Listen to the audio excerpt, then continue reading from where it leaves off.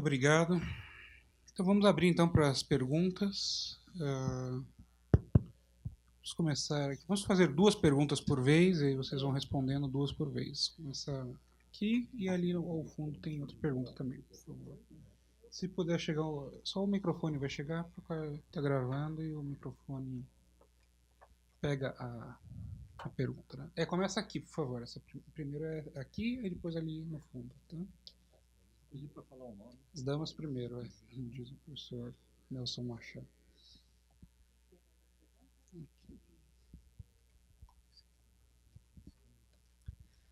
Obrigada. Maria Paula Dallari, professora da Faculdade de Direito da USP. E primeiro eu queria cumprimentar, eu vi esse trabalho, já tinha visto uma apresentação prévia 2 anos atrás, e ele se expandiu e se estruturou de maneira espetacular. Então, de parabéns, eu acho que é muito bom. E eu acho que é uma proposta, e já começo, quero fazer um comentário e uma questão. É uma proposta que eu vejo que eu fiquei muito feliz, e já comentei com alguns de vocês, de ver que ela está sendo empacotada para ser apresentada aos candidatos às eleições presidenciais. A leitura que eu faço do momento que o Brasil vive é que as instituições têm um quadro tão desmoralizado que uma proposta dessa, que é uma proposta que tem vocação para ser suprapartidária, ela tem uma chance de passar, porque ela dá racionalidade. O que ela vai enfrentar? Ela vai enfrentar as corporações e os portadores dos benefícios aqui e ali. Então, com base nisso, quer dizer, eu queria então fazer um comentário que desemboca numa pergunta. Eu acho que é natural e que essa proposta vai ocorrer de maneira fatiada, né? Não dá para passar tudo isso aqui num pacote, é muita coisa, são muitos interesses em questão. E o IVA, pelo que eu vi, é o mais... Ele tem um impacto porque as pessoas entendem, porque ele ganha, ele tem uma chance de ganhar o público.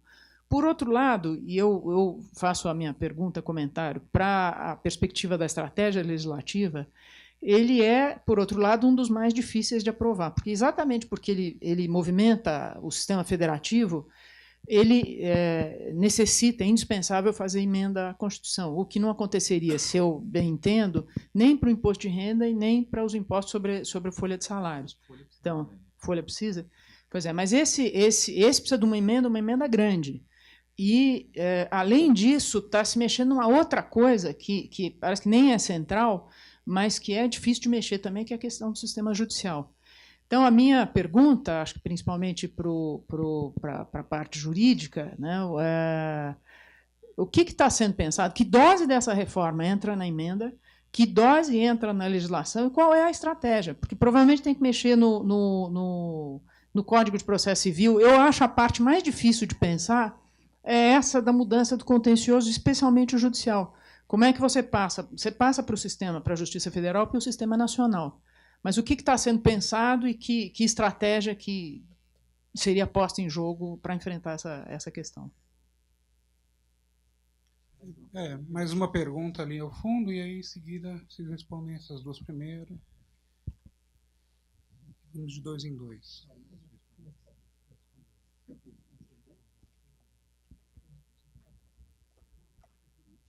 Bom, boa tarde, meu nome é Vitor, sou analista do Banco Brasil Plural.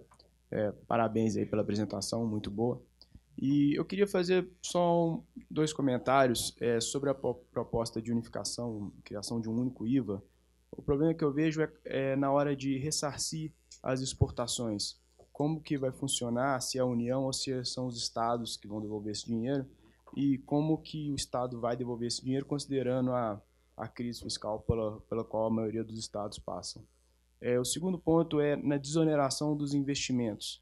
Bem, a empresa compra uma máquina, ela não vai pagar, isso aí não vai gerar um débito fiscal para ela, mas e se ela, por exemplo, sei lá, compra um automóvel para uso dos executivos?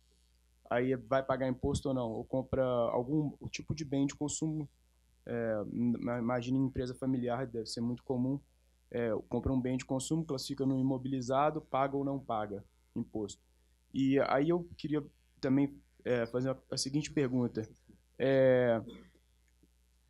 Qual que seria a vantagem e desvantagem em comparação de adotar um imposto final sobre o consumo, mais ou menos como funciona nos Estados Unidos? Não seria mais prático e mais fácil facilitaria essas questões, não precisaria nem de devolver o imposto da exportação, porque só ia pagar no consumo final, e me parece mais simples. Eu queria que vocês comparassem isso.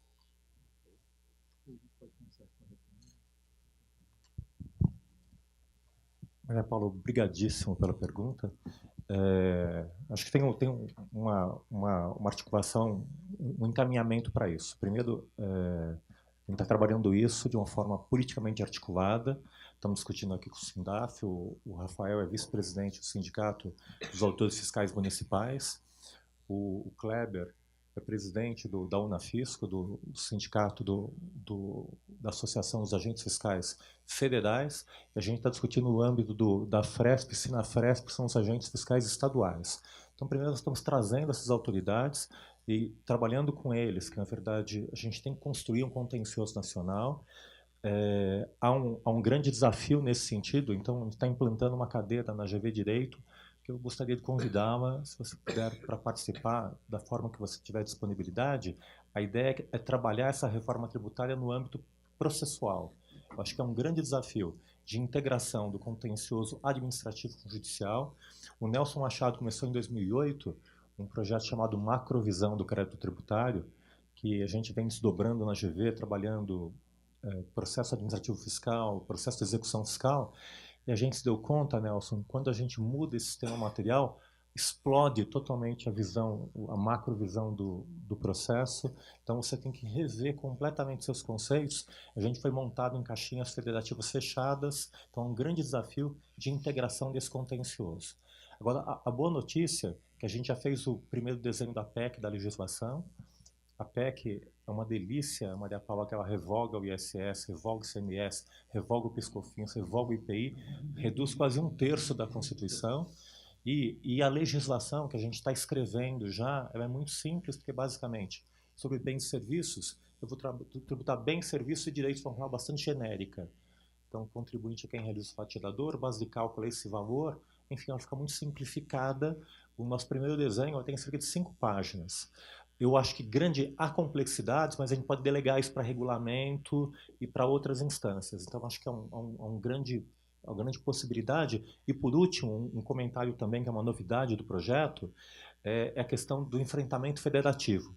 Todas as reformas tributárias que nós tivemos, o grande gargalo é a federação. Você vai tirar o ISS, o ICMS, e eu acho que há um novo discurso aqui. A gente está ampliando a base. Estamos conversando com o município, com o Rafael. A gente não vai tirar o ISS, a gente vai dar para vocês o ICMS, aumentar a base de vocês, é só definir a alíquota. A gente não vai tirar o ICMS, a gente vai aumentar a base do Estado, vai integrar serviços também. No fundo, as 3 instâncias ficam com a base mais ampla, só que perdem, na verdade, a prerrogativa de dar isenções, que, na verdade, perde a arrecadação, enfraquece a federação, na verdade. Então, a ideia desse modelo é fortalecer a federação, aumentando a base e possibilitando que cada ente defina a sua alíquota sobre essa base ampla, ampliando a sua possibilidade de arrecadação, com transparência e controle político, mediante lei, através dos seus eleitores. Então, acho que é um desenho encaminhado nesse sentido, mas a questão do processo administrativo é um grande desafio para nós. Obrigado. Então, Paulo, eu queria responder um pouquinho a sua pergunta, falando qual é a estratégia. Na verdade, a estratégia não é nossa. O nosso trabalho é formular propostas que sejam tecnicamente consistentes. E, obviamente, a definição de prioridades é uma definição política, não é nossa. Você pode dizer o IVA é difícil? O IVA é difícil. Agora, vamos pegar a Índia. A Índia talvez fosse o único país que tivesse um sistema de tributação de bens e serviços pior que o do Brasil. Então, talvez tão ruim quanto o do Brasil, e um federalismo mais complicado que o brasileiro. O que aconteceu? O presidente da Índia tornou aquilo como prioridade, fazer reforma tributária, e eles fizeram. Tanto não é a ideal, mas fizeram a reforma tributária e melhoraram muito o sistema tributário na Índia, migrando para o sistema tipo IVA. Ali é um sistema diferente, é um IVA dual, um federal, um estadual, mas que funcionou. Aqui no Brasil é a mesma coisa, vai depender do que vai ser prioridade. A verdade, Paula, é que no Brasil, desde a Constituição de 88, pelo menos, reforma tributária nunca foi prioridade de nenhum presidente da República. Não foi prioridade de nenhum presidente da República. Enquanto não for prioridade do presidente, não vai sair uma reforma grande como a dúvida. Na hora que for, tem que botar capital político e aí, eventualmente, saia. Agora, a definição de prioridade depende de cada um. É muito engraçado, a gente vai conversando com o candidato a presidente, tem candidato que gosta muito da proposta de reforma do IVA, tem candidato que gosta muito da questão da folha. Tem gente que gostou dessa reforma. O IVA é independente, ele pode ser feito separadamente do resto. Especificamente no caso da folha, como ela tem um custo alto, ela precisaria ser feita junto com alguma outra mudança que compensasse a perda de arrecadação. E tem toda uma transição que a gente não está discutindo aqui, que não está pronta. A nossa agenda de trabalho é de, esse ano, deixar o mais pronto possível a proposta de mudança na tributação da renda e da folha, e o ano que vem a gente estaria discutindo propriedade e regimes simplificados. Até porque regime simplificado nenhum candidato vai botar na pauta na época de eleição, tá certo? Então, eu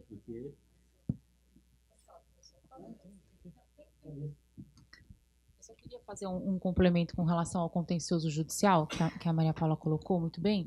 A ideia, e nossa grande dificuldade de aprofundar esse desenho de contencioso é porque esse é um tributo feito para não ter contencioso. Com alíquota uniforme, arrecadação centralizada, distribuição automática no caixa do banco, preservação da arrecadação por 50 anos, transição para as empresas em 10, no máximo teremos um contencioso em razão da transição, mas é um imposto desenhado na teoria para ser um imposto absolutamente limpo de contencioso. Então, ainda que eu tenha uma migração do contencioso estadual para o contencioso federal, vai haver uma redução, a gente imagina, drástica de microproblemas resultantes do sistema atual e que devem, a gente imagina, ao final dessa transição de 10 anos, decrescer absolutamente. Então, ainda que a gente tenha essa transição de justiças de estadual para federal, a ideia é que o contencioso reduza drasticamente. A gente tem até dificuldade de imaginar que tipo de problemas vão surgir para imaginar esse tipo de composição e realocação. Mas, de fato, a ideia é que o imposto seja um imposto com o mínimo de contencioso possível. Na realidade, tem 2 perguntas, mas tem 6 respostas. Eu também quero falar. Isso. Então, esse é o problema do jogral, né? Mas eu vou falar sobre a questão das exportações. Uma boa pergunta, porque isso realmente está no âmago das discussões das empresas, como é que você recebe o seu recurso de volta. A primeira questão que eu acho que é relevante ter presente é a proposta de IVA, ela significa que cada etapa, a etapa anterior emite a nota, paga o imposto na sua saída ali, a hora que ele transferiu para frente. E o que recebe vai colocar como crédito. E para frente ele vai fazer o débito. Quando ele exporta, está desonerado. Então, de qualquer maneira, quando ele exporta ou quando ele investe, ele recebe o produto, o bem, enfim, a máquina, o que quer que seja, e ele lança o seu crédito. Então, naquele momento ele tem crédito. Como ele fez o investimento, isso vai transformar em receita nos anos seguintes. Neste período contábil, nesse mês, nessa quinzena, ele não tem débitos, então ele fica com o crédito. Então, tanto a exportação quanto o investimento, o crédito deve ser devolvido, nossa proposta é que seja devolvido em 60 dias. E a pergunta que ele faz é, bom, tá bem, mas isso é um imposto nacional, Estado, União, município, quem é que devolve o dinheiro? A proposta é que a arrecadação seja unificada e a devolução do recurso também seja unificada. No mesmo momento da arrecadação, no final do mês, a apuração é feita e é devolvido, independente de quem foi o Estado ou não. Só tem possibilidade de não devolver se o fisco levantar que isso tem uma fraude, que aquela exportação não foi feita, aí sim. Mas, do contrário, com a tecnologia de informação que nós temos hoje, com a nota fiscal eletrônica, com o SPED fiscal, não há nenhum problema formal para fazer essa devolução. Okay? Então, é nesse sentido, quer dizer, não será um Estado ou outro. E a coisa mais relevante é que nós não estamos propondo a devolução dos estoques existentes hoje em 60 dias. Não é isso.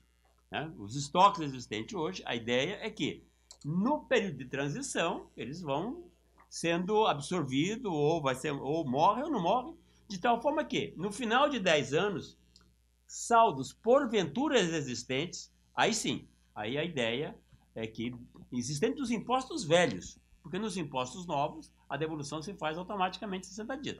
Mas nos impostos velhos, você faria aí uma securitização, enfim, põe na dívida e vai pagar a perder de vista. Essa é a ideia. Tinha, na verdade... Isso, a ideia é essa. Porque tem um problema que tem originação fraudulenta de crédito, infelizmente, no Brasil. Você tem uma empresa, eu abro uma empresa com laranja... A mesma coisa até hoje.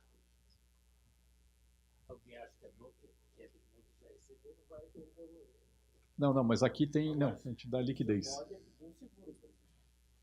A ideia é que, como a arrecadação é centralizada, definido o pleito em 60 dias, ele recebe direto do banco. O banco faz o desconto na hora que vai distribuir o recurso.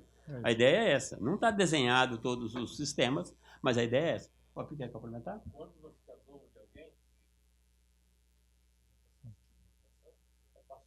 Não, tá bem. A questão é a seguinte. Não chega a ninguém. O banco para, o banco devolve. E o que você pode fazer? Exigir que haja um seguro. Tá. Pode ser complementado com isso. Tá bom. Bom, a ideia básica na CAN é a seguinte, é que o fisco, se não provar, num prazo muito curto, que houve fraude na originação do crédito, esse crédito é líquido. Então, sem autorização do fisco, o contribuinte pode transferir para terceiros, o que significa que você tem liquidez naquele crédito tributário. Não precisa de seguro, é automático. O fisco não... Bom, se houver fraude, aí é uma questão do contribuinte. Aí é um desenho possível. É um desenho possível. É um desenho possível. De pensar isso. É um desenho possível.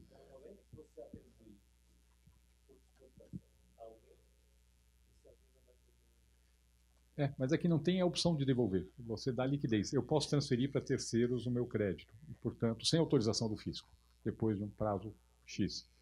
Então, na verdade, eu não preciso do fisco me autorizar a devolver o crédito, ele é automático. Bom, foi feita a pergunta ali também sobre crise fiscal. A questão é a seguinte, do ponto de vista da devolução de crédito exportador, isso é um imposto novo. Então, na verdade, eu vou arrecadar aquilo que eu estou deixando de arrecadar dos tributos atuais, já devolvendo o crédito. Portanto, eu não tenho problema de me preocupar do impacto do crédito sobre a crise fiscal. Foi feita uma pergunta de automóvel para o executivo. Aqui sim, o que é o crédito financeiro? A única exceção que você tem para o crédito financeiro são exatamente bens e serviços de uso pessoal. E aí no mundo inteiro varia. Tem países que, no caso de um automóvel de passeio, simplesmente não aceita o crédito. Fala, você comprou um automóvel de passeio, mesmo que seja para usar para a empresa, não te devolve o crédito. Tem país que dá 50% do crédito. A Nova Zelândia, o contribuinte declara quanto ele usou o automóvel para uso pessoal, quanto ele usou para a empresa, e o fisco dá o crédito proporcionalmente ao que ele declarou que usou para a empresa. Tá certo? No Brasil... No Brasil não vai funcionar. Mas aqui você tem que estabelecer regra. Provavelmente você vai ter que estabelecer algum tipo de restrição. Aí não tem jeito. Mas esse é o único caso em que o crédito financeiro, que você não tem crédito financeiro, é com relação a isso. E finalmente a pergunta do sales tax. Você quer falar, Isaías? Tá bom. Foi perguntado por que partimos para o IVA ao invés de usar um sistema mais simples de tributar somente no estágio final, o estágio da venda ao consumidor. A razão é que há problemas de controle muito grandes. Nos Estados Unidos isso é possível porque o imposto de vendas a varejo não é tão importante quanto é um IVA nos demais países. Também a máquina arrecadadora tem limitações, a possibilidade de vazamentos, de fraude é muito maior se deixarmos todo o imposto para ser pago no último estágio, né, onde o número de agentes é muitas vezes maior do que ao longo da cadeia, e também porque o valor adicionado é de maior importância a montante, na parte de importação, de fabrico, de venda por atacado, se adiciona mais valor do que ao nível de varejo. Por tudo isso, por uma questão de conveniência administrativa, os países adotam quase uniformemente, os Estados Unidos é uma solene exceção, cobrar em todos os estágios, oferecendo crédito, né? O IVA é adotado em mais de 160 jurisdições fiscais no mundo, uma tremenda invenção do século XX, e responde por cerca de 25% da receita tributária dos países, em média. Então, é um modelo vencedor, né? Um modelo já bem estabelecido. E o ideal para nós no Brasil é termos um IVA feito da maneira mais inteligente, utilizando o que há de melhor nessa tecnologia do mundo. Como disse o Bernardo, não estamos inventando a roda. Não vamos simplesmente pegar o que funciona e o que funciona melhor no mundo. Muito bem, mais perguntas? Aqui, vamos começar aqui e ali, tem mais depois mais outras duas, tá bom? Então, por favor, aqui, pode levantar a mão, por favor, para ela te ver, isso, até chegar o microfone. Falar seu nome e fazer a pergunta. Eu sou, boa tarde a todos, eu sou o Rafael Aguirre Zabal, vice-presidente da Associação dos Auditores Fiscais aqui de São Paulo e diretor de assuntos tributários da Confederação Nacional das Carreiras Típicas de Estado. Primeiramente, agradecer o convite para estar aqui hoje e parabenizar pelo evento. A gente já vem acompanhando o trabalho do API e do Eurico há algum tempo. Certamente, por tudo que a gente andou vendo, as nossas entidades, essa é a proposta que a gente entende ser mais interessante das que apareceram até agora. Mesmo tendo alguns pontos polêmicos, a gente entende que ela é que oferece a maior segurança jurídica, maior simplificação, que vai poder promover um ambiente de negócios melhor no país. E, nesse sentido, eu vou fazer alguns comentários em cima do que eu vi, né? Um comentário bem singelo com relação à apresentação da Vanessa. O IPTU, em muitos municípios no Brasil, muito embora a gente tenha um comando específico na Lei de Responsabilidade Fiscal que obrigaria o ente federado, no caso o município, a instituir e cobrar o imposto, a gente sabe que tem muitos municípios de menor porte no Brasil que sequer cobram IPTU por questões políticas. O prefeito não quer implantar lá o IPTU porque, enfim, politicamente para ele não é um bom negócio, né? Então, eu acho que uma proposta de reforma ela deve pensar em como criar, com relação especificamente ao IPTU, como criar um mecanismo de gerar efetividade ao comando que já existe na Lei de Responsabilidade Fiscal, né? Esse é um ponto. IPTU em São Paulo, só para a gente ter uma noção, ele, ano passado, arrecadou 9 bilhões de reais, né? Então, é um imposto muito importante. O ISS arrecadou por volta de 13, você vê, o ISS 13 e o IPTU 9. Então, é quase 70% do que é o ISS. Então, é um imposto muito importante.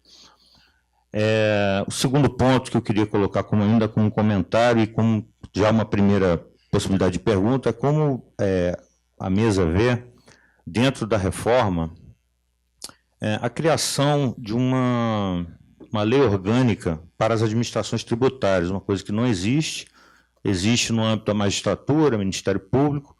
As nossas carreiras não têm, né, uma legislação que dê normas gerais, que definam lá tudo bonitinho, as prerrogativas, as competências. Me parece que, no caso que vai se fazer uma mexida muito profunda com a criação do IBS, e você vai ter lá a possibilidade de alíquotas por faixa de ente, né? Como que se daria na prática, né, a fiscalização da cobrança disso, né, com relação às carreiras que têm essa prerrogativa? É muito importante porque isso envolve combate à sonegação, né? Isso envolve implantação dos procedimentos de cobrança para o contribuinte, a simplificação que vai acontecer na prática envolve, né, as administrações tributárias, né? E, por fim, até ainda pegando esse gancho, como é que seria, de fato, eu me lembro que numa reunião, alguns meses atrás, com a API, já tinha sido mencionada essa questão dos 3 níveis de alíquota do IBS, mas a pergunta ainda dentro desse escopo seria se isso seria, essa alíquota ela seria livre, totalmente livre, que é diferente de ser livre e ter um limite, né? Seria totalmente livre isso, né? Então, seria basicamente isso. Bem, tem uma pergunta ali.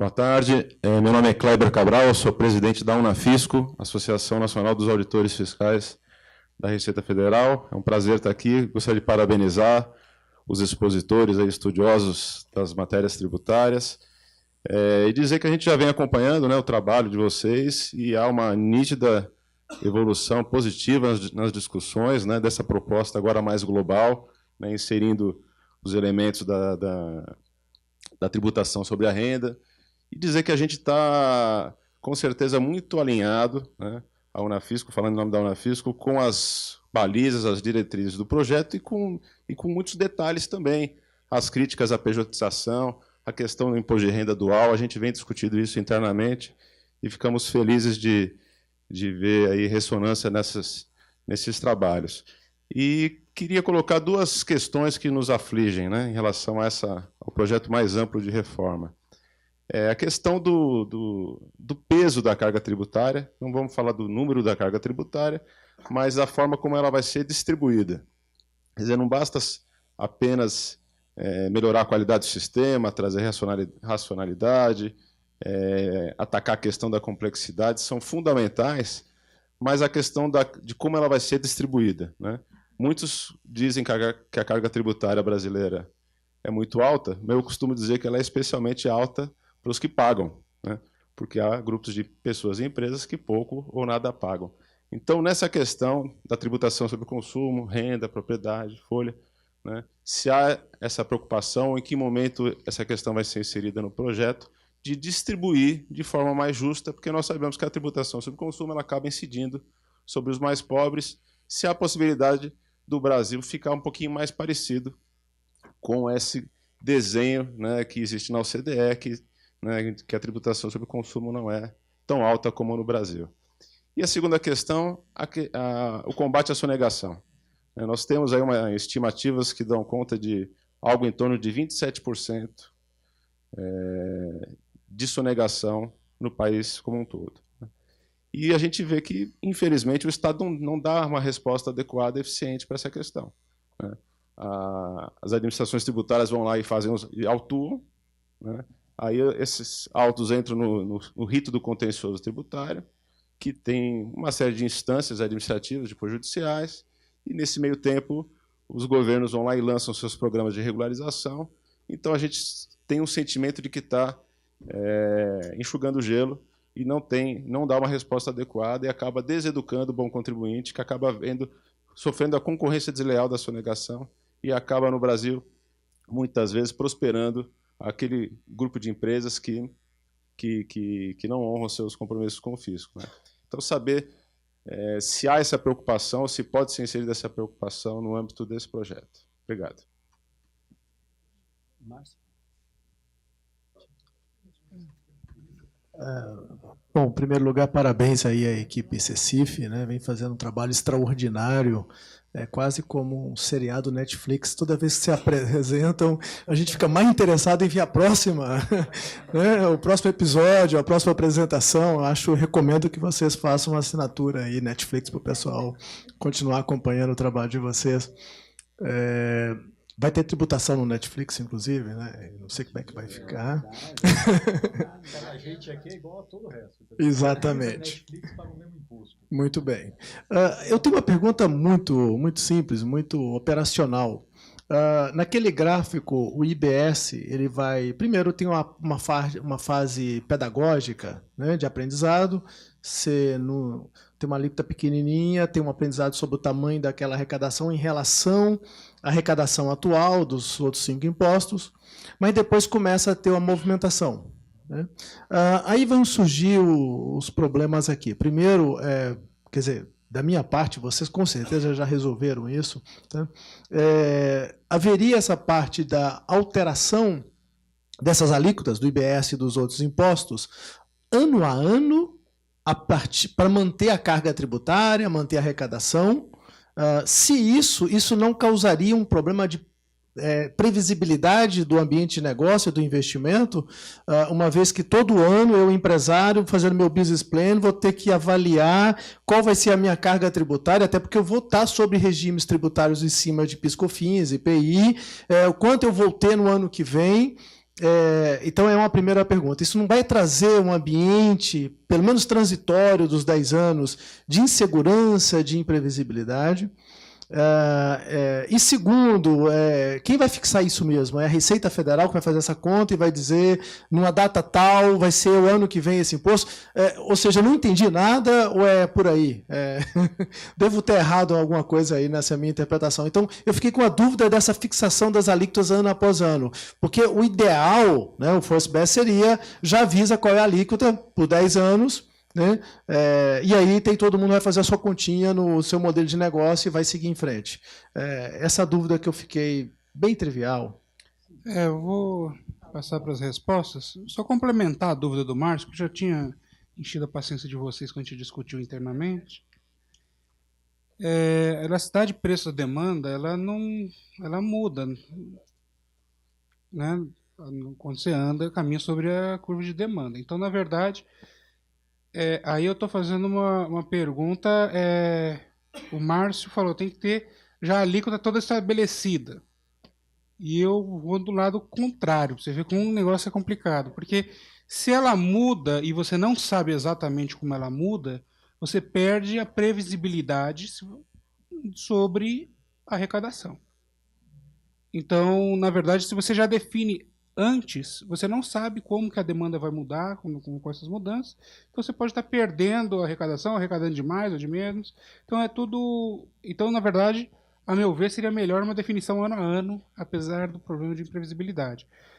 Com algum critério, com alguma independência, se fosse possível. Então, tudo isso é muito difícil, institucionalmente falando. Só complementando a pergunta do Márcio, vou deixar vocês responderem e depois nós vamos para a última rodada de perguntas aí de todo mundo. Só falar rapidamente da questão do IPTU, bem colocada ali pelo nosso colega do Fisco.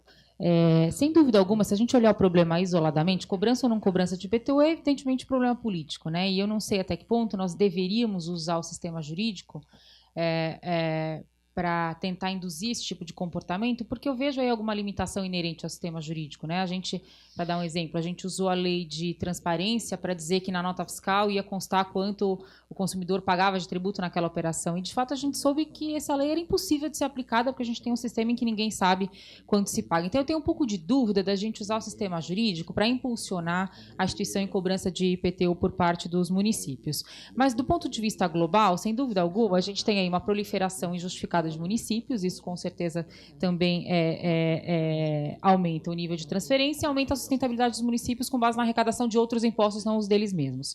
É possível, com essa reforma do IBS, com uma nova redistribuição de receita, talvez com a relativização das transferências, considerando as alíquotas autônomas, você tem uma necessidade imperiosa de se cobrar o IPTU. E aí talvez a necessidade política venha fique em segundo plano. Ou seja, se eu não tiver o nível de transferência que eu tenho hoje, e se eu necessariamente precisar observar a lei de responsabilidade fiscal, talvez essa questão política tenha que ser ultrapassada. Sem dúvida alguma, a gente pode repensar em termos jurídicos como é que a gente amarra isso, mas eu tenho um pouco de dúvida da efetividade do sistema jurídico para resolver esse problema, na verdade, que hoje é político. Talvez a gente tenha que comer pelas beiradas e verificar por que hoje não se cobra, não se enfrenta essa questão política, muito provavelmente por causa do nível de transferência, para depois induzi-los indiretamente a fazer esse tipo de cobrança. Acho que essa questão do IPTU a gente pode dar uma olhada transversalmente também. Você fala sobre a questão do IBS,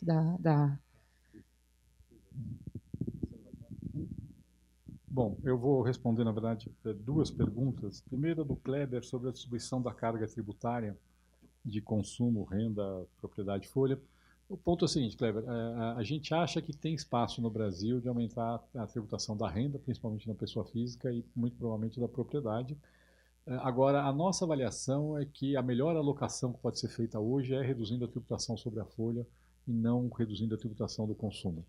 Por quê? Porque ao reduzir a tributação da folha na forma que a gente propôs, que beneficia o trabalhador de baixa renda, você tem um impacto positivo do ponto de vista distributivo, relevante, estimula muito a formalização, que também tem um impacto distributivo relevante, e na questão específica da tributação do consumo, a nossa avaliação é que a melhor forma de tratar dessa questão é via transferência de renda. Tá certo? É via...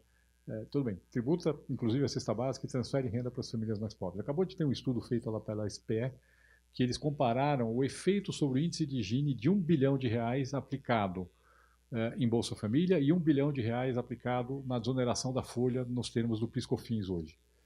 O efeito da redução do Gini de R$ 1 bilhão aplicado no Bolsa Família é 12 vezes maior do que o efeito sobre o Gini de aplicar R$ 1 bilhão na desoneração da folha. Quer melhorar a distribuição de renda? Transfere dinheiro para a família mais pobre. Na hora que você desonera a cesta básica, rico gasta, embora em termos relativos pobre gaste mais, rico em termos absolutos gasta muito mais com a cesta básica do que pobre. Aí você fala, não, vou fazer cesta básica só de carne de segunda, não vou botar filé mignon. Aí vai ter vocês lá tendo que ver se o açougue está vendendo filé mignon ou colchão duro, entendeu? Não dá. Entendeu? A coisa é colchão duro, sabor filé mignon. Quer dizer, não tem como a gente... entendeu? É muito mais eficiente desse ponto de vista. Então, a nossa avaliação é essa. Se depois que você tiver feito as mudanças na tributação da folha, ainda tiver espaço para o aumento da tributação da renda e da propriedade, ainda tiver mais receita, aí sim pode ser alocado na desoneração do consumo. Bom, o Márcio perguntou, Márcio e Vladimir aqui a mesma pergunta, a questão da transição. Na verdade é o seguinte, a gente trabalhou com duas hipóteses, na verdade. A gente trabalhou com uma hipótese de definir a alíquota desde o começo, com base num período pré-transição, e uma segunda hipótese que eu prefiro, mas não tem uma definição do coisa, que é fazendo ano a ano. A gente vai avaliando ano a ano como é que está o impacto sobre a arrecadação, e cada ano, quando você vai fixando a alíquota, você vai fixando em função da arrecadação que você observou no período anterior.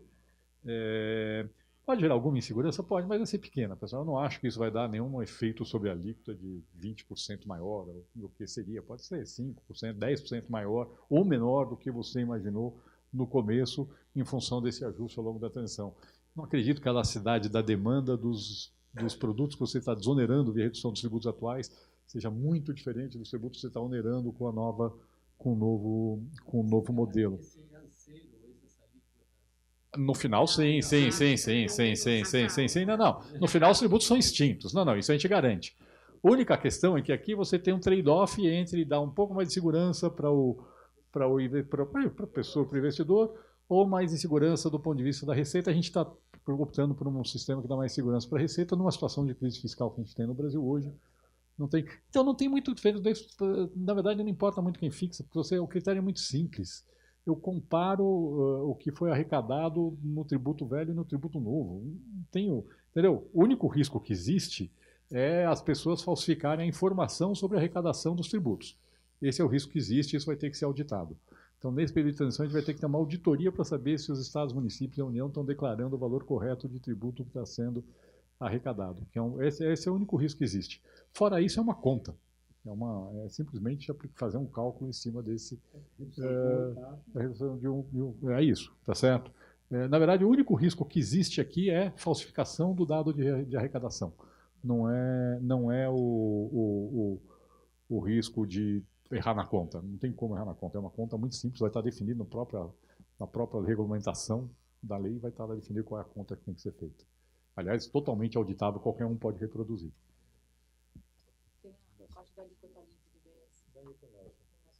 Não, tem as primeiras perguntas todas do... Eu queria falar um pouco do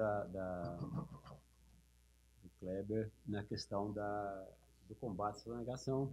Né? Esse é um trabalho constante, permanente, né?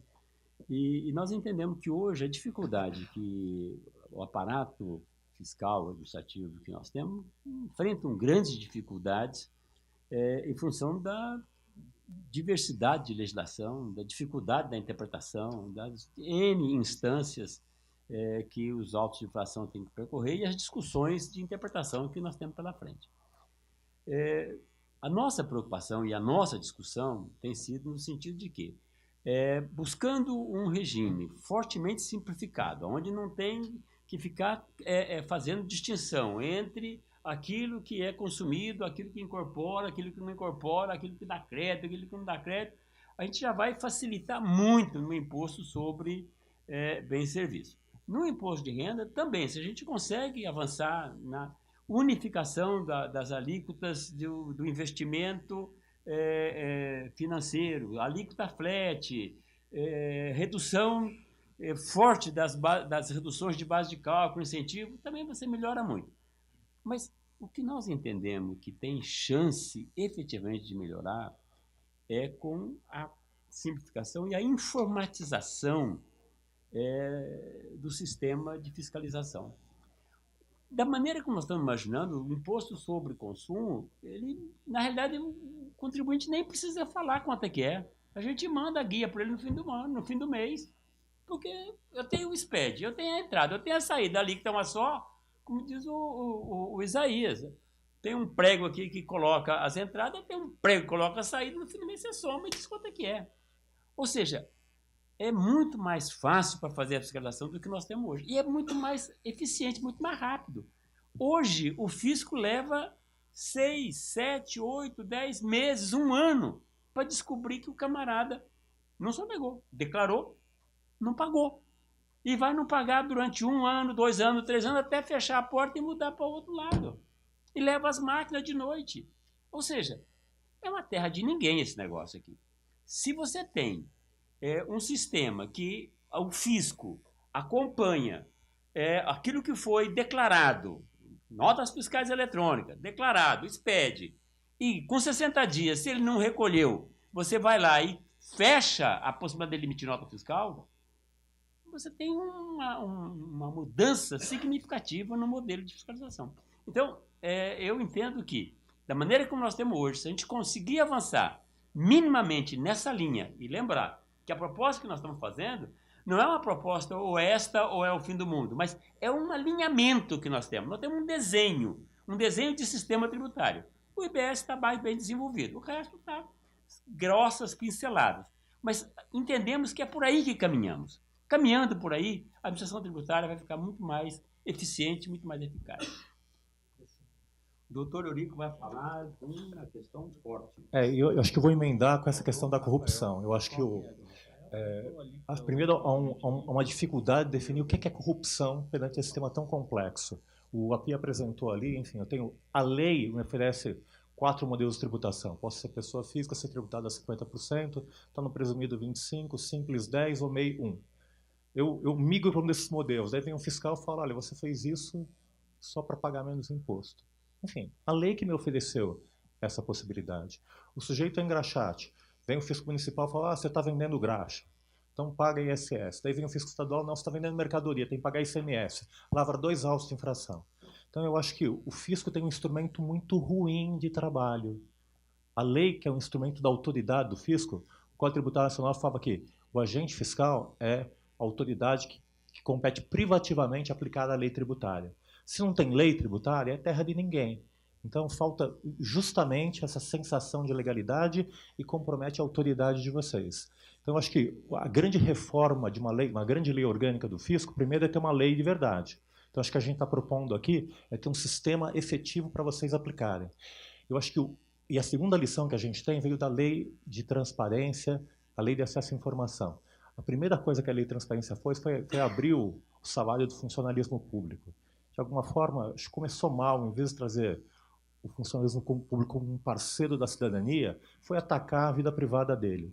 Então, eu acho que tem um aprendizado aqui, um alinhamento de forças, que é justamente, através de uma reforma como essa, dar um instrumento de poder efetivo, a navalha efetiva da legalidade para o fisco, empoderando o fisco na sua autoridade, e depois fazer o que Isaías sempre fala, tornar as receitas fiscais, estaduais, municipais, receitas cidadãs, que trabalham para o contribuinte e que protegem o contribuinte justamente das arbitrariedades do Estado. Então tem que proteger essas carreiras de forma que, olha, manda lavrar auto-infração, mas eu não faço isso, eu só aplico a lei.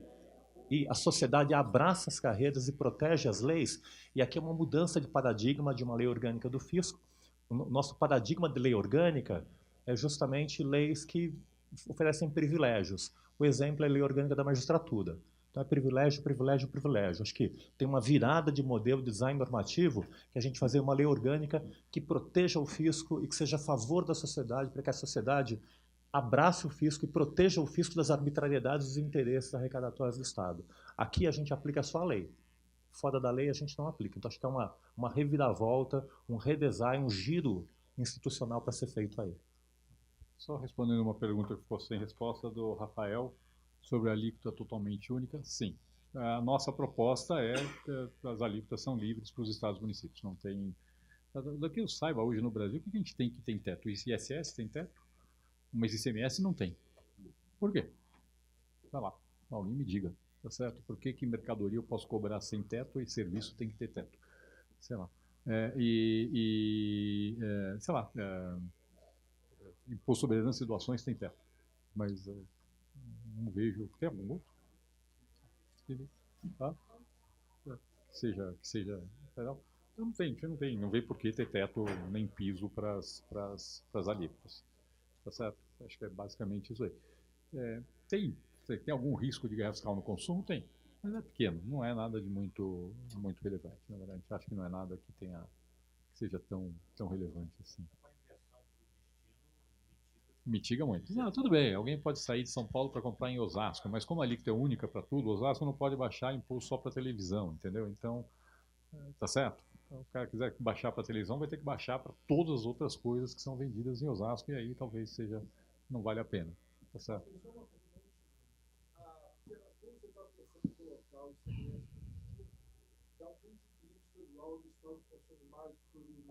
Quando você fala do IVA, é neutro em termos de Estado?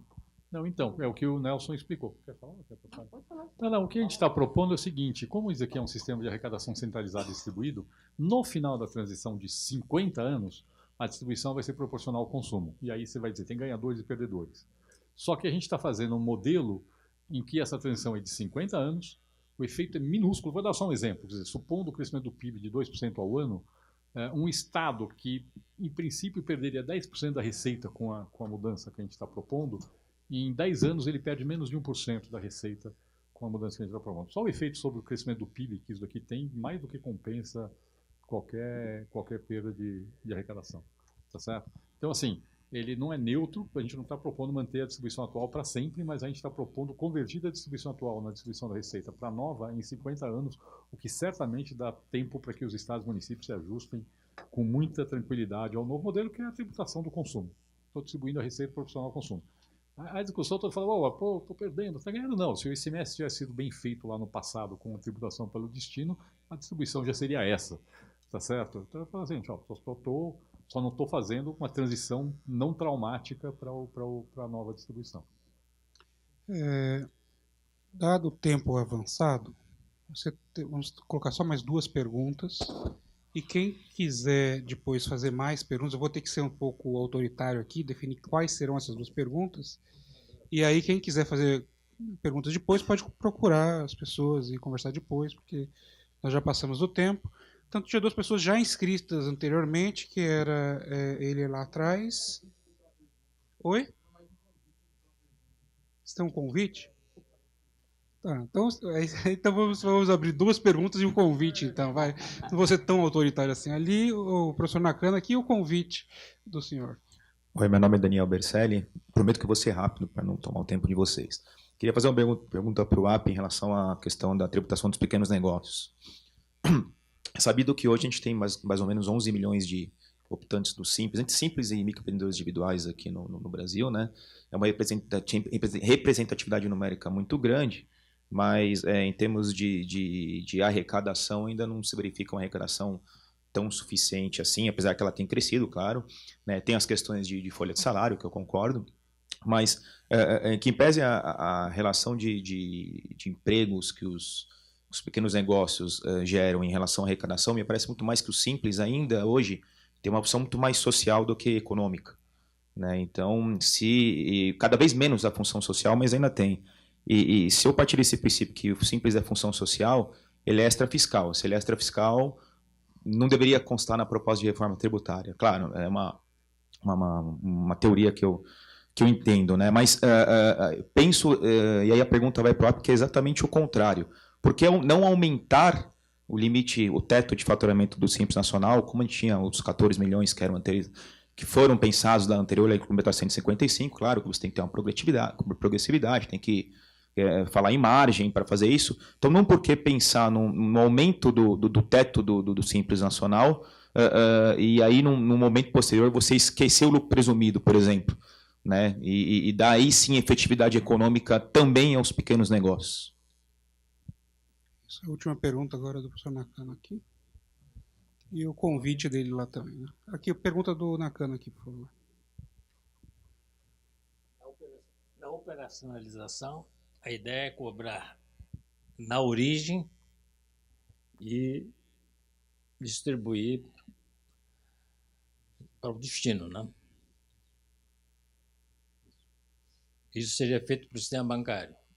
Na hora que o cara faz a guia de recolhimento, já sai todas as informações e... Porque se não cobrar na origem vai dar muito trabalho. Bom, outra pergunta, outra questão é o seguinte. Por que vocês não estão falando nada ou não estão mexendo no ITR, ou tributação do setor agrícola? Porque existem duas formas. Uma forma foi até pensada aqui em São Paulo, mas o governo federal não concordava, era integrar o IVA, o IBS com a ITR. O cara paga na produção ou você cobra em cima do estoque de terra. Isso aumentaria o estoque de terra, reduziria o preço, etc. Ou você pode integrar o imposto de renda de uma forma diferente, né? Fazer, por exemplo, como a Austrália fazia, não sei se ainda faz hoje. Você pode jogar, inclusive, o investimento como despesa, faz um fluxo de caixa, na verdade, e se você tiver um surplus, você pode depositar e fazer uma reserva. Uma situação de crise, né? Mas se você retirar para o consumo, você paga. Então, eu acho que existe forma de integrar o setor agrícola a esses dois impostos e tributar o setor agrícola também de uma forma justa, né? E a última pergunta é que o Nelson, na verdade, está dizendo que o fisco teria todas as condições de fazer a contabilidade tributária de cada uma das empresas. Isso eu sei que São Paulo está para fazer já. Mas todos os estados do Brasil têm condições de fazer? Muito bem, agora o último convite ali do senhor ali que está ali. E aí vamos para as respostas finais.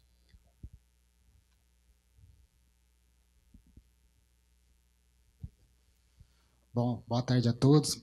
Quero agradecer ao Eurico pelo convite. Meu nome é Miguel, sou ex-aluno da Direito GV.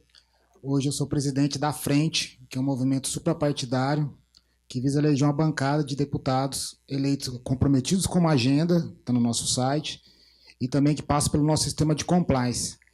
E a nossa agenda tem muito sintonia com o que foi proposto aqui hoje.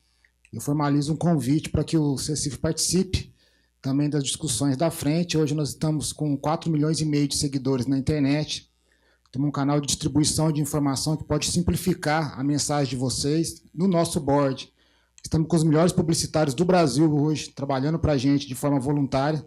Então nós podemos pegar esse conteúdo mais complexo e trazê-lo de uma forma mais simples, para que as pessoas possam entendê-los e gerar um tipo de aderência da sociedade a essa agenda. Não adianta a gente querer falar de reforma tributária só com grandes players. Não existe mais efeito lagoa na sociedade brasileira. O voto não cai assim, se espraia. Ele vai ter que surgir da base.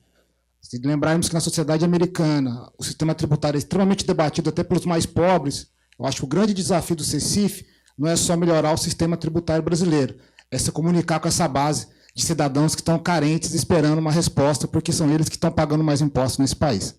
Muito obrigado e estão todos convidados. www.frenterenovacão.org. Um abraço. Obrigado. A resposta. Bom, vou responder aqui ao Daniel. Daniel, por que não aumentar o teto do Simples? Porque o Simples é muito distorsivo.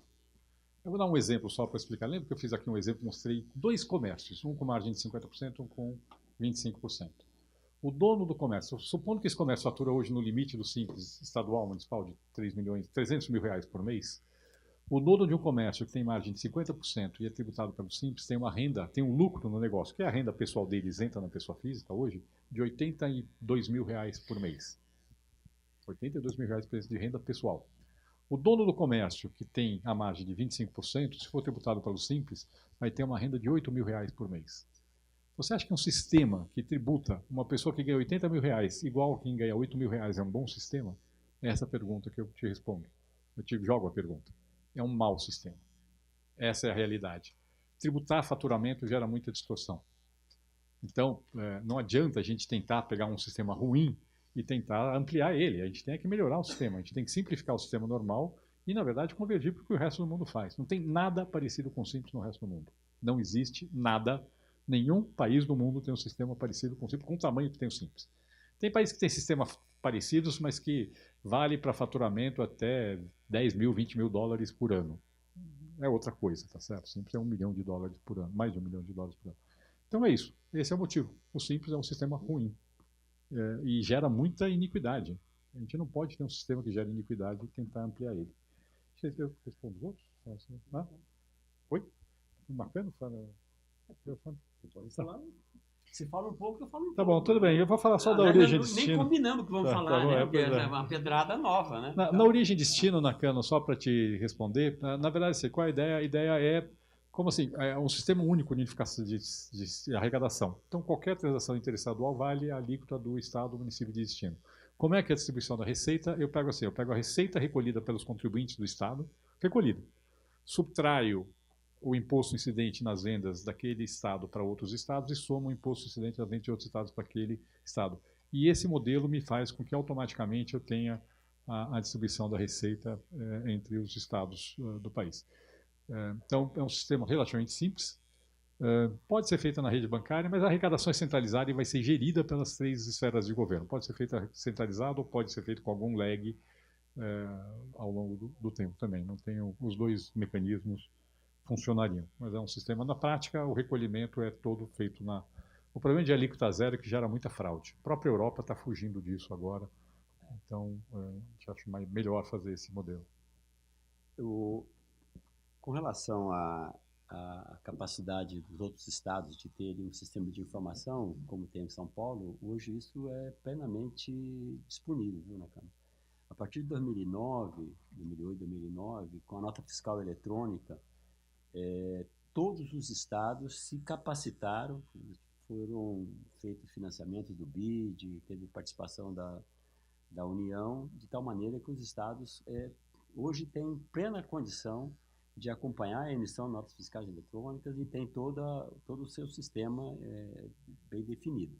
E a maneira como o API está colocando, a forma de arrecadação unificada que nós temos hoje, que o Simples já faz isso, já mostra que nós temos um embrião já trilhado para fazer a arrecadação unificada e a distribuição unificada. Então, a tecnologia de informação avançou muito. Coisas que há 10 anos atrás eram impensáveis, hoje já são corriqueiras nessa área. Com relação à junção do ITR com o IBS, nós vamos levar para a bancada, né, professora? Vamos levar para a bancada esse negócio, né? Não estava no horizonte. Agora, efetivamente, tributar o setor agrícola é uma discussão bastante complicada, porque a parte do setor agrícola que pesa com grandes volumes de recursos, fundamentalmente o agronegócio, que é fundamentalmente exportado, e, portanto, ele pode recolher alguma coisa no decorrer, mas terá que ser devolvido lá na frente. E a tributação daquilo que é consumido no Brasil será tributado. Então, é algo que a gente ainda tem algumas arestas para debater antes de ter uma visão final disso. Só falando aquilo que eu gosto da sua ideia da coisa do modelo australiano, tá?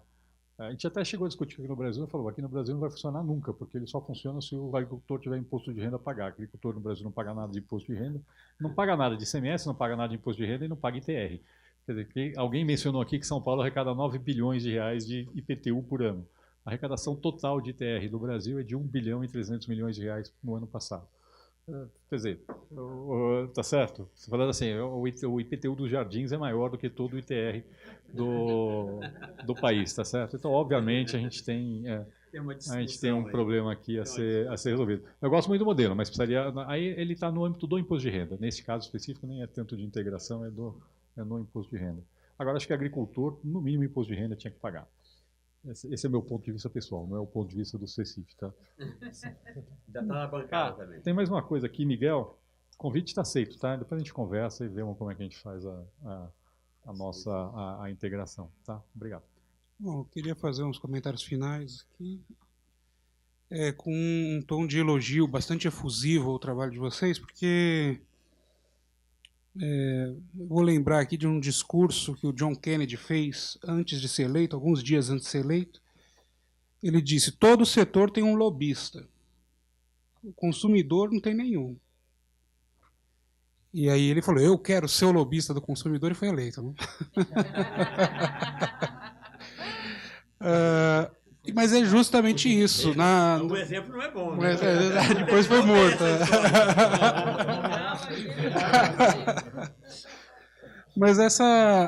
Mas se a gente for ver historicamente, eu podia citar aqui pelo menos umas 4, 5 frases parecidas de vários presidentes americanos desde o começo do século passado.